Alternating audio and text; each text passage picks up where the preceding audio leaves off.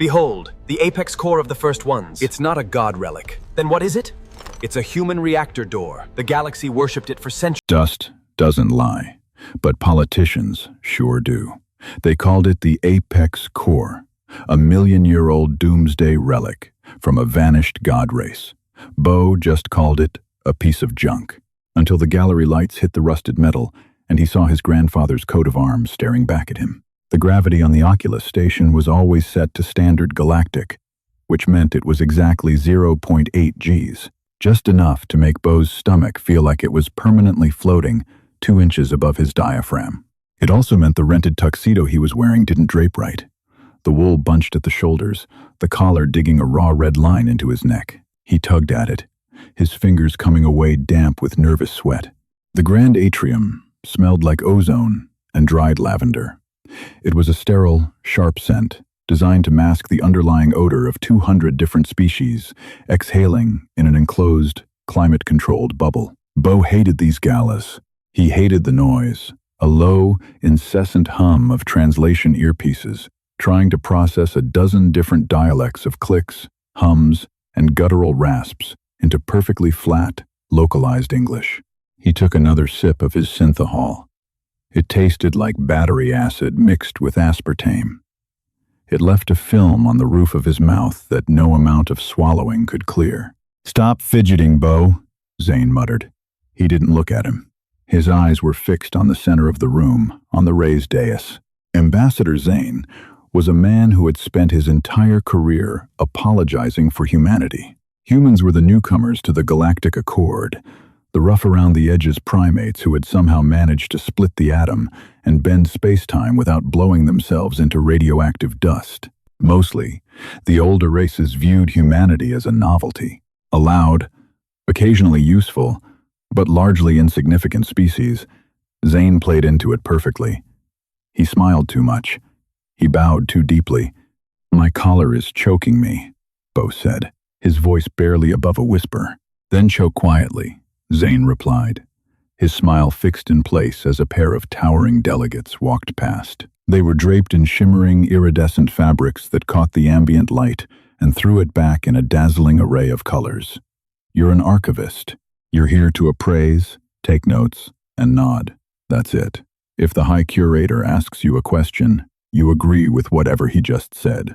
Bo grunted, rolling the cold condensation of his glass between his palms.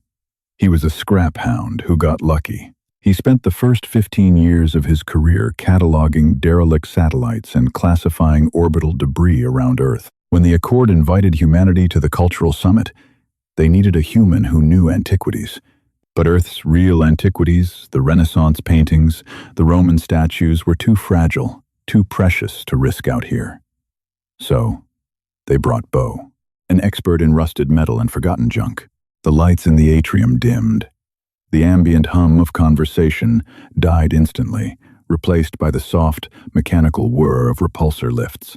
From the center of the room, a pedestal rose from the floor. The High Curator stood beside it. He was a tall, imposing figure, his skin a pale, mottled gray, wrapped in dark, heavy robes that scraped against the polished floorboards. He tapped a slender, multi-jointed finger against a microphone stand. "Delegates, honored guests." The curator's voice echoed through their earpieces, smooth and devoid of inflection. "We gather tonight to witness history. For 3 standard centuries, the Accord has searched the dead sectors for proof of the progenitors, the mythic architects of the hyperlanes, the first ones." The crowd leaned in. Even Zane stopped breathing for a second. Last month, an excavation team on the barren rock of LV 892 unearthed something, the curator continued, his voice rising, a practiced cadence of theatricality, a fragment of their lost empire, a piece of technology so advanced, so perfectly preserved, it forces us to rewrite the timeline of the universe itself. He gestured to the pedestal. 2 automated drones hovered forward, carrying a heavy velvet cloth in their manipulators. With a synchronized twitch, they pulled the cloth away. A collective gasp rippled through the room. 100 different species, making 100 different sounds of awe. Bo squinted. Sitting on the pedestal, illuminated by a dozen harsh, white spotlights, was a slab of metal. It was roughly rectangular, maybe 3 feet across, bowed in the middle like it had taken a massive impact. It was pitted, scarred, and covered in a thick layer of oxidized buildup. It looked heavy, brutal, completely out of place in a room full of glass, silk, and starlight. "Behold," the curator said, his voice dropping to a reverent whisper, "the apex core." Bo took a step forward. His boot caught on the edge of the carpet, and he stumbled, just a fraction of an inch. Zane shot him a glare that could have melted steel, but Bo didn't care. His heart had started a slow, heavy thudding against his ribs. Thump, thump, thump. The blood rushed out of his extremities, leaving his fingers numb. The glass of synthahol slipped from his grip, hitting the carpeted floor with a muffled thud, soaking into the fabric. He didn't look down. He couldn't look away from the pedestal. "The structural integrity of this device defies logic," the curator was saying, pacing around the slab of metal. "Our scans indicate a molecular density that is frankly impossible. It is a conduit, a weapon, perhaps, or a power source for a ship that could span galaxies in a heartbeat." Bo's breathing turned shallow. The air in the room suddenly felt entirely too thin, like trying to breathe at high altitude. "Notice the geometric scarring on the chassis," the curator continued, tracing a hand over a jagged, blackened line that ran down the side of the metal. "This is not random damage. This is a deliberate, mathematical language, a warning, inscribed into the very atomic structure of the casing. It's a plasma burn," Bo's brain supplied, completely unbidden. "A localized plasma burn from a Mark IV cutting torch, the kind you use to sever a heavy-duty airlock strut when the primary hinges seize." He pushed through a small cluster of delegates. An alien covered in fine, golden scales chattered angrily at him, but the translation earpiece just fed him static. He ignored them. He was 10 feet away now. "8. Bo," Zane hissed, grabbing his elbow. His grip was tight, his manicured nails digging through the cheap wool of Bo's jacket. "What are you doing? Get back here.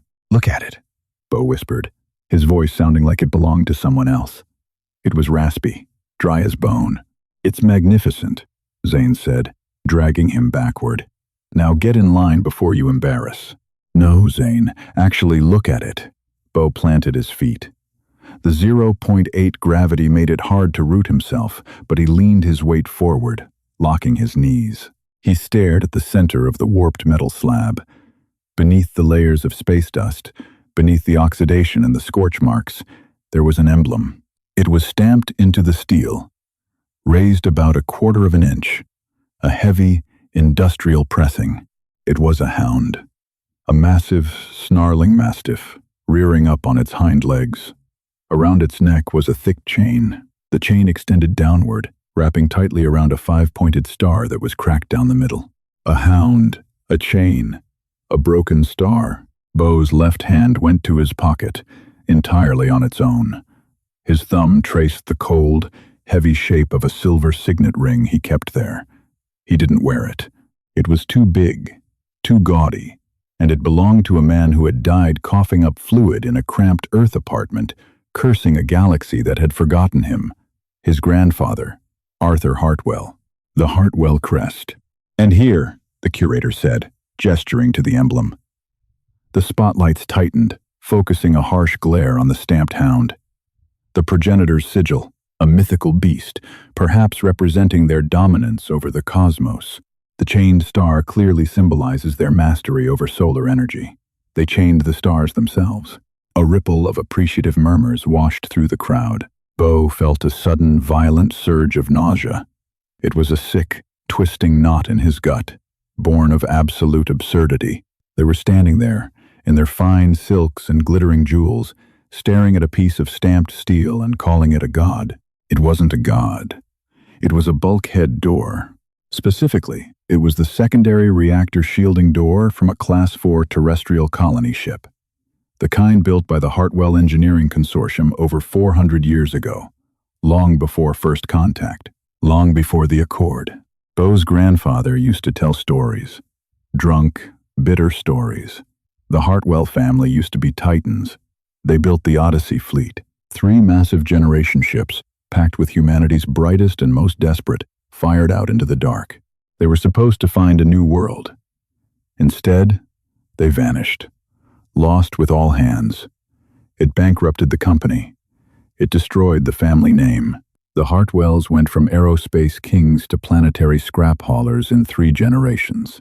They didn't just vanish. Bo, his grandfather, used to wheeze, slamming his fist on a stained Formica table. They hit something out there. The hulls were forged in the fires of Jupiter. They didn't just break. Bo stared at the heavy, rusted metal. The Hound stared back at him. "We believe," the curator's voice dropped, demanding absolute silence, "that within this core lies the key to the progenitor's final days. We are currently preparing to crack the seal. It will take months of delicate laser ablation to penetrate this mythical alloy without triggering a self-destruct mechanism." The contradiction tore at Bo. The safe thing to do, the smart thing to do, was to shut his mouth. Back up. Let Zane apologize to the golden-scaled alien. Go back to his quarters, drink a glass of water, and write a report praising the curator's findings. It was political suicide to speak up. It was career suicide. He would be a laughingstock. The human who thought his grandpa's car company built a space god's weapon, but he looked at the plasma burn again. He looked at the dented steel. He remembered the smell of cheap tobacco and the feeling of his grandfather's calloused hand pressing that signet ring into his palm. "Don't let them tell you we were nobody, Bo. We built the ships that pierced the dark."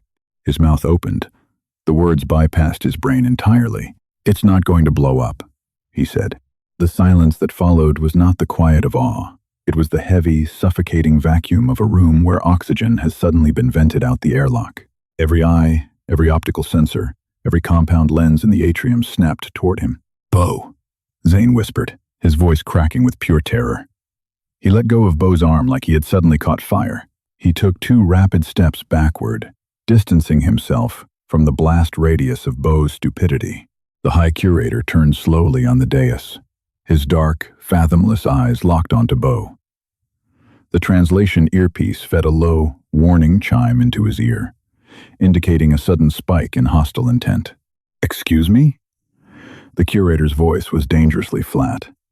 Did the Terran delegate speak? Bo's throat was as dry as sandpaper. He swallowed, feeling the rough scrape of his own cartilage. His hands were shaking. He shoved them deep into the pockets of his rented trousers. His right hand found the signet ring. The metal was cold. He gripped it so hard, the edges of the crest dug into his palm, grounding him. "I said," he began, his voice louder this time, though it sounded reedy and thin in the cavernous room. "It's not going to blow up. There's no self-destruct mechanism." 2 security automatons detached themselves from the walls. They didn't make a sound, but Bo felt the low-frequency thrum of their repulsor engines vibrating in his teeth. They hovered at the edge of the crowd, red targeting lasers sweeping lazily across the floor, waiting for an order. The curator didn't order them to fire. He just looked at Bo with an expression that, across any species barrier, universally read as extreme disdain.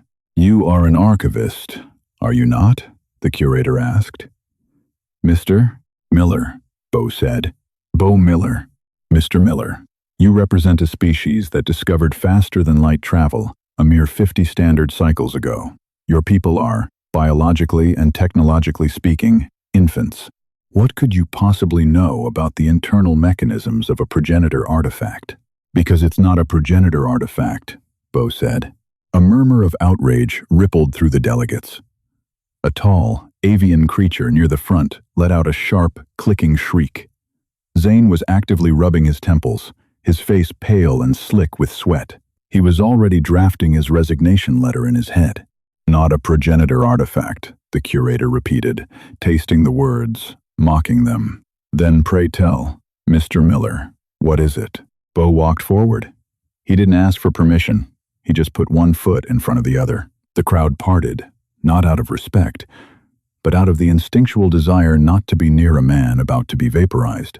He stopped at the edge of the dais, right in front of the pedestal. Close up, the smell of the metal was distinct. It didn't smell like ancient cosmic dust. It smelled like iron, like rust, like human industry. "May I?" he asked, gesturing to the artifact. The curator narrowed his eyes. "Do not touch it. The stasis field is active." "Turn it off," Bo said. "Absolutely not. The microscopic atmospheric contaminants in this room could—" "It's stainless steel, carbon, and standard industrial iron," Bo interrupted, the words tumbling out of him faster now. The fear was receding, replaced by a strange, cold clarity. A deep, cynical exhaustion with the pomp and circumstance of it all. "It's oxidized to hell because it's been sitting on a damp rock for 400 years, but it's not fragile. Turn off the field." The curator stared at him for a long, agonizing moment. Then, with a slow, deliberate movement, he tapped a control on his wrist. The faint blue shimmer around the artifact vanished with a soft pop. Bo stepped onto the dais. The metal was cold, radiating a chill through his thin jacket. "You pointed out the geometric scarring," he said, tracing his finger just below the plasma burn the curator had highlighted. His finger came away stained with a fine layer of reddish-brown rust. "And you mentioned a mathematical language." "Indeed," the curator said, crossing his arms. "Our linguists have spent 3 weeks analyzing the geometric layout of the etchings beneath the central sigil." "They aren't etchings," Bo said. He leaned down, squinting at the worn metal. "And it's not a mathematical language. It's an alphabet. A dead one, mostly, but still ours." He pulled a small handkerchief from his breast pocket, pure cotton, a luxury out here, and spat on it. "What are you doing?" the curator barked, stepping forward, his hands raised. The security drones hummed louder, the red lasers snapping to Bo's chest. "Hold your fire!" Zane screamed from the crowd, his voice finally breaking. Bo ignored them both. He took the damp cloth and rubbed hard at the thickest layer of oxidation just beneath the chained hound crest. The rust was stubborn, caked on like concrete, but he put his weight into it. His shoulder throbbed. He rubbed until his knuckles were white, until the cloth was black and red with grime. He stepped back, breathing heavily, tossing the ruined handkerchief onto the pristine floor of the dais. "Read it," he said, pointing to the cleared metal. The curator hesitated, glancing at the security drones, then down at the metal. Where the rust had been cleared, deep gouges in the steel were visible. Letters, stamped into the metal with brutal force. The translation software in the room struggled for a second. The earpieces chimed, a dissonant chorus of confusion, before finally finding a match in the deepest archives of Earth's linguistic database. The curator leaned in, his gray skin flushing a pale violet. He read the letters aloud, his alien tongue wrapping awkwardly around the hard human consonants. F, fide, fidelis, ad, finem. He looked up at Bo, confused. "Faithful to the end," Bo translated. His voice was steady now, grounded. "It's Latin, an ancient Earth language. It was the motto of the Hartwell Engineering Consortium." The room was dead silent. Even the hum of the air recyclers seemed to have stopped. "That is impossible," the curator whispered. "No, it's just inconvenient," Bo said, stepping up to the slab. "You said you're preparing to crack the seal. You think it's a bomb. It's not. It's a blast door, a secondary shielding plate for a Class 4 fission reactor." He pointed to a heavy, recessed indentation near the top right corner of the slab.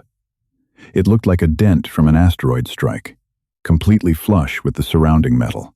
"This isn't a hyperdimensional conduit," Bo said, tapping the dent. "It's a manual override latch. When the primary servos fry, you don't want your engineers locked inside a melting reactor room. So, they built a mechanical failsafe. "Do not touch that," the curator warned, his voice wavering for the first time. "If you are wrong, you will kill us all." "I'm not wrong," Bo said. "My grandfather built the locking mechanism." He jammed his thumb into the recessed dent and pushed hard, sliding it laterally to the left. For a second, nothing happened. The metal resisted, frozen by 4 centuries of vacuum and neglect. Bo gritted his teeth, throwing his entire body weight against his thumb. With a sound like a gunshot, the rusted internal sear snapped. A heavy, grinding screech echoed through the atrium as the internal locking bars, hidden deep within the steel, retracted. A seam, perfectly concealed in the metal's edge, suddenly became visible. Bo stepped back, panting, rubbing his thumb. The apex core, the mythical, million-year-old doomsday weapon of the god race, slowly swung open on a heavy, groaning hinge. Inside, it was entirely hollow, save for a massive block of dense, lead-lined shielding and a faded, peeling yellow sticker with a black trefoil symbol, the universal human sign for radiation. Below the sticker, stamped in English, were the words, "Warning, reactor core. Authorized personnel only." Bo turned to the High Curator. He was staring at the open door, his jaw slack, his hands trembling slightly. "You found a piece of the Ares," Bo said quietly, the weight of the moment finally hitting him. "One of our colony ships. It vanished 400 years ago." He looked out at the crowd of dignitaries. They were frozen. The human delegation, huddled in the corner, looked utterly stunned. Zane was staring at Bo like he was a ghost. "They weren't gods," Bo said, his voice echoing in the dead silence. "They were just a bunch of desperate humans looking for a home. And you've been worshipping their trash." The air that bled out from the hollow interior of the shielding plate didn't smell like cosmic mysteries or divine revelation. It smelled like a tomb. It was a stagnant, heavy odor of dead oxygen, burnt synthetic rubber, and the sharp, coppery tang of old blood. It hit the back of Bo's throat like a physical weight, making him cough into the crook of his elbow. The High Curator took a step back, his gray skin flushing an alarming shade of pale green. He raised a draped arm to cover his facial slits. "What is this?" he demanded, his voice thin, stripped entirely of its theatrical resonance. "What trick is the Terran delegation playing?" "It's not a trick," Bo said, wiping a streak of rust and sweat from his forehead. His fingers were black with centuries-old grease. He looked down at them, feeling a strange, detached numbness. The adrenaline was leaving his system, replaced by a dull, throbbing ache at the base of his skull. "I told you, it's a door." He turned his back on the High Curator of the Galactic Accord. It was an insult of the highest order, a breach of protocol that probably warranted immediate deportation, but Bo didn't care. He was looking at the inside of the Ares. The interior of the slab was purely functional. Where the outside had been scoured by the abrasive vacuum of space and the harsh atmospheric conditions of LV 892, the inside was perfectly preserved. Thick, braided cables ran along the edges, terminating in heavy, analog relays. Everything was built with brutal redundancy. No sleek energy conduits or hypercrystal matrices, just iron, copper, and lead. His grandfather's company built things to last. They built things expecting everything to go wrong. Bo leaned closer, the ambient light from the atrium casting long, jagged shadows across the internal mechanics. His eyes traced the path of the manual override bar he had just engaged. It was connected to a heavy steel lever housing, designed to be pulled from the inside. His breath caught. The lever was bent. Not bent by an explosion or structural failure, bent by force. He reached out, his fingers trembling slightly, and ran his hand along the inside surface of the lead-lined plate. The metal was cold, but it felt alive, vibrating with the ghosts of a 400-year-old tragedy. Beneath the lever, the smooth steel was marred. Scratches, dozens of them, frantic, overlapping grooves carved into the unyielding metal. They were concentrated around the locking mechanism, chaotic and deep, catching the harsh glare of the gallery spotlights. They weren't made by tools. They were made by something desperate. A cold, heavy rock settled in the pit of Bo's stomach. The nausea returned, sharper this time. "Ambassador Zane," Bo said, his voice eerily calm. It didn't sound like him. Behind him, the crowd parted, as Zane practically sprinted to the dais. He was breathing hard, his face a mask of absolute panic and frantic calculation. He stopped at the edge of the platform, looking from Bo to the open door, then up to the High Curator. "Bo, what have you done?" Zane hissed, though the hostility in his voice was faltering. He was a politician. He was already seeing the pivot. "I need a maglite," Bo said, "and an optical scanner." "You are not authorized to conduct an investigation here," the curator spat, finally finding his voice. He signaled to the security automatons. The red targeting lasers painted a tight, angry constellation across Bo's chest. "Step away from the artifact. You have contaminated a historic site with your brute force vandalism." Bo slowly turned around. He didn't raise his hands. He just looked at the curator. The exhaustion in his bones felt older than he was. "Shoot me then," he said. The room gasped. Zane made a choked, strangled noise in the back of his throat. "Order them to shoot me, curator," Bo repeated, staring dead into his fathomless black eyes. "Vaporize the human delegate on live interstellar broadcast because he opened a door you couldn't. Go ahead. Tell the Accord that the first ones, the gods of the hyperlanes, used warning labels printed in English. Let's see how the geopolitical stock market reacts to that." The curator didn't move. The red dots on Bo's chest held steady, hovering directly over his pounding heart. They stood there for 10 agonizing seconds. The silence in the atrium was absolute. Bo could hear the microscopic whir of the targeting gimbals adjusting to his breathing. Finally, the curator broke eye contact. He tapped his wrist. The lasers vanished. The automatons retreated to the shadows. "Give him what he wants," the curator muttered, waving a hand in disgust before turning his back on them, effectively ending the grand exhibition. Zane exhaled a breath that sounded like a tire deflating. He snapped his fingers at a junior attaché, who hurriedly brought up a standard-issue field kit. Bo took the maglite and flicked it on. The harsh, focused beam cut through the dim shadows of the hollow casing. He ignored the crowd behind him. He ignored the historical ramifications. He just focused on the metal. He shined the light into the deepest recess of the lever housing, right where the frantic scratch marks converged.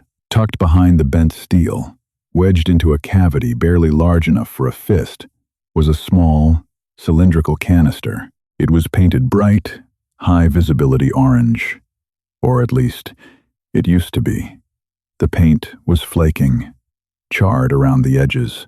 An emergency maintenance log.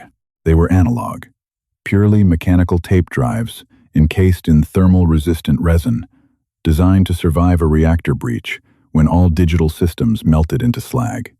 The Hartwell engineers insisted on them. "If you screw up bad enough to vaporize the computers," his grandfather used to say, "you owe it to the poor bastards cleaning up your mess to leave a note explaining how." Bo reached in, scraping his knuckles against the rough steel, and pulled the canister free. It was heavy. It felt like holding a grenade. "What is that?" Zane asked, his voice low, hovering over Bo's shoulder. He smelled like expensive cologne and stress sweat. "The truth," Bo said. "They didn't crack the canister in the atrium." Zane, recognizing the sheer magnitude of the leverage they suddenly possessed, declared the object Terran sovereign property under Article 4 of the Salvage Accords. It was a brazen legal maneuver, and 10 minutes earlier, the High Curator would have laughed him out of the room. But with the entire assembly watching the apex core sitting open like a rusted clam, displaying a human radiation warning, nobody challenged him.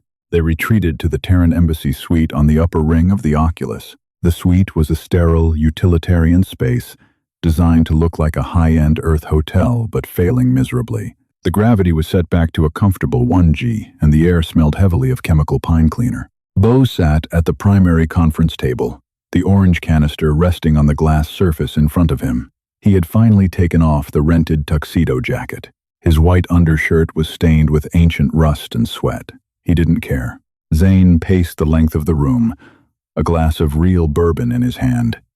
He was vibrating with nervous energy. "Do you understand what this means, Bo?" he said, stopping to point his glass at him. "Do you have any idea? The LV-892 sector is deep in the outer reaches. We thought the Ares exploded in the Sol system during a botched hyperjump. If they made it to the reaches. If they made it that far before the Accord even existed. It means we were here first," Bo said quietly, staring at the scratches on his knuckles. "Exactly," Zane barked, taking a swift pull of bourbon. "The geopolitical capital alone. We aren't the newcomers anymore. We've been navigating the dead space for centuries. The High Curator just spent a decade lobbying the Council to secure excavation rights in that sector based on the progenitor myth. And it's our junk. It's Terran heritage. He was practically giddy. It made Bo sick. They died, Zane, he said, his voice flat, cutting through Zane's celebration. Thousands of people, families, engineers, they died out there in the dark. Zane paused, adjusting his collar, a fleeting look of practiced sympathy crossing his face. Yes, of course, a tragedy, but their sacrifice, it won't be in vain. Bo ignored him and picked up the interface cables from the table. The embassy had a legacy deciphering unit, a bulky machine kept around specifically to read ancient Earth tech. He hooked the leads to the brass contact points on the orange canister. The machine hummed to life. A green light flickered on the console. It took 3 minutes for the software to chew through the degraded analog tape and convert it into a readable audio transcript. "Play it," he said to the room's AI. The speakers crackled. A thick, heavy hiss of static filled the room, followed by the deep, rhythmic thrum of massive machinery tearing itself apart. Even through the distorted audio, the sound was terrifying. It was the sound of a ship's spine breaking. Then, a voice. It was distorted, thick with coughing, but the tone was undeniably human and undeniably calm. Log entry, final. Chief Engineer, David Hartwell. Reactor 4 is critical. Containment field is gone. We took a hit. Something came out of the drift. Wasn't an asteroid. Didn't show up on thermal. Just cut us in half. Bo closed his eyes. The name hit him like a physical blow.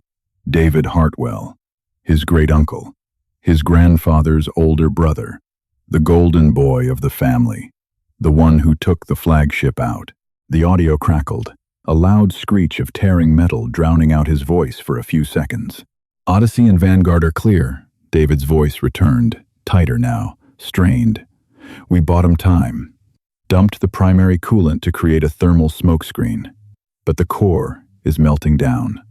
Safeties are fried. If she blows, the shockwave will catch the other ships before they can jump." Zane had stopped pacing. He was standing perfectly still, his glass halfway to his mouth.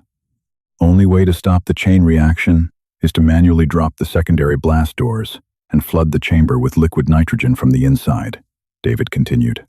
Another wet, heavy cough echoed through the speakers. "Means locking the door behind us, sealing the latch."